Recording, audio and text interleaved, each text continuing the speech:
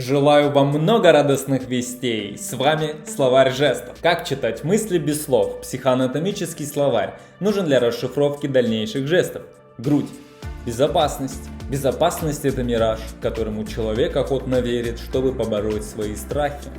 Термин «безопасность» всегда был всего лишь синонимом слова «любовь». Последняя не дала первой своего названия, но чувство абсолютной защищенности – это просто-напросто воспоминание предшествующей жизни, о существовании известном также как зародышевая жизнь и не реинкарнация. Мираж безопасности остался у нас из утробы матери, так как мир после рождения не прям уже безопасный. Если бы это чувство не появилось, то мы бы навряд ли приспособились к жизни снаружи, а грудь стала физическим воплощением чувства безопасности. А пока вы делаете свои выводы, поставьте лайк, и вместе с нами вы узнаете значение всех частей тела, которые задействованы в различных жестах. Подпишитесь на канал, чтобы получать новые жесты каждое утро и лучше понимать людей. Завтра расскажу про губы и что они символизируют. Всех благ, дорогой зритель, обретем суперспособность.